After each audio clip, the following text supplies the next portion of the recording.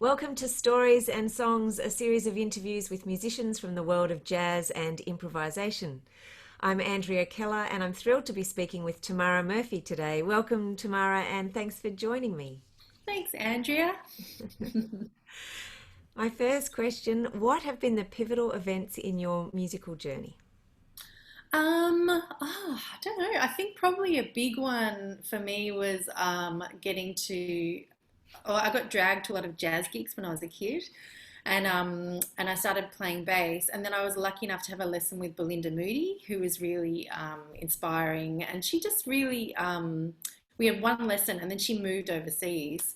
But it was just great for me to see a woman doing what I was doing, and she sort of kicked my ass. Like, she was quite a bit of tough love, but in a really great way in the lesson, which was really good as well. And then after then, she actually started writing to me. So we were writing for a couple of years. We were like pen pals, and I look back going, wow, that was such an amazing sort of thing that she did for me in doing that, because I just had this person who wasn't a parent and wasn't a teacher, but was a total mentor, and I could just ask her anything about being a musician and what it's like being a bass player. And I think I was probably about 15 or 16, something like that. So it was a really great age because it was a few years before the end of high school.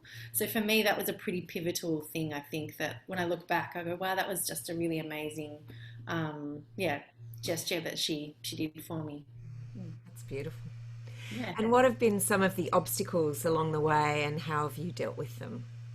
I think when I was younger, I didn't looking back, I think there were obstacles, but at the time I didn't realize it, if that makes sense. Because the whole missed opportunities thing, I'm sure you're all well aware of that. So I think when I was younger, I was very encouraged to play, and being a bass player too. There weren't many bass players, so you often got drawn into lots of different musical settings that sometimes I wasn't ready for, but it was really supportive and challenging at the same time too. So it was sort of, I think I was pretty lucky in that sense. But then when I got older, I was like, how come I haven't gotten those tours that other bass players have gotten and things like that? So it was like, oh, hang on, I thought I was fine, but now I'm thinking actually it's not fine. So just trying to, I don't know, I guess I sort of started some of my own projects when I wasn't being asked to do the projects that I wanted to do, if that makes sense. And I think that's probably the main one, I guess. And do you have a philosophy or a motto that guides you, or is there some particular advice you'd like to share with younger musicians? Well, it's funny. I think as I've gotten older, I go through stages of thinking different things and being aware of different things.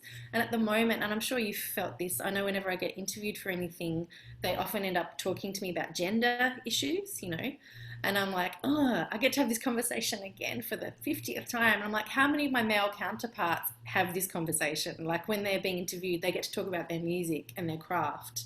And here we have to talk about how hard it's been.